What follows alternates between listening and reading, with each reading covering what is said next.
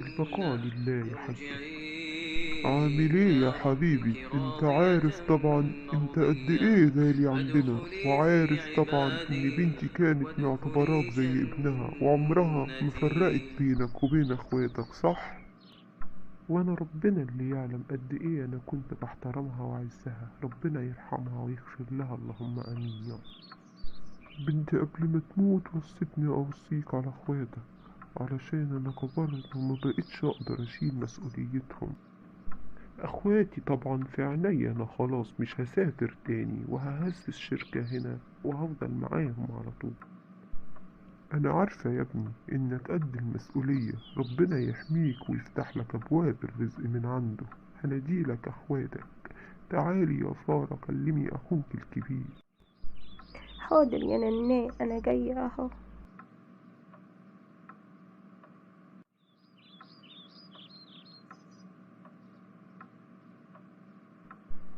سارة حبيبتي امسكي نفسك يا عمري، ربنا يرحمها يا قلب اخوكي، وهي كده في مكان افضل.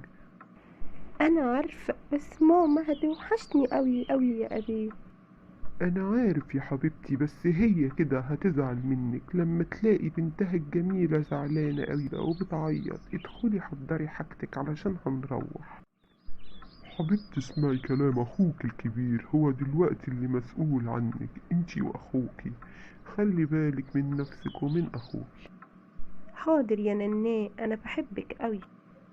وانا كمان بحبك قوي يا قلبي، هتوحشيني يا عمري.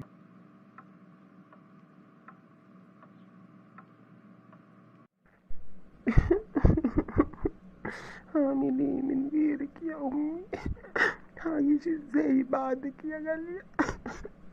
احساس وحش اني مش هشوفك تاني. شعري شاب وكبرت لما شفتهم على كتافهم شايلينك. شعري شاب وكبرت لما دخلت اودعك بعد ما غسلوكي وبالكفن كانوا مكفنينك. وقتها حسيت اني خفت قوي وضعفت وتمنيت اني اكون مكانك، بس معيش يوم من غيرك. كفاية يا ابني، حرام عليك، ما تعملش في نفسك كده. مش قادر يا نناء، مش قادر اصدق اني مش هشوفها تاني.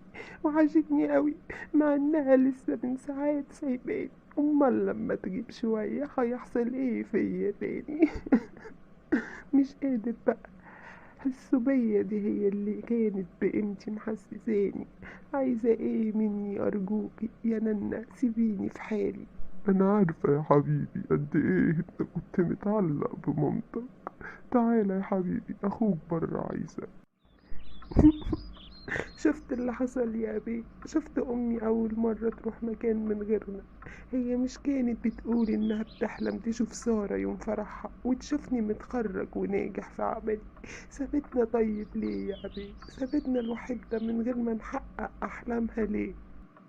ما تقولش كده يا حبيبي، انا معاكم انت واختك، وهفضل وراكم لحد ما تحققوا احلامكم واحلام امكم، وتكونوا ناجحين في حياتكم ان شاء الله. حضر نفسك يلا يا بطل، وقوي نفسك علشان نروح.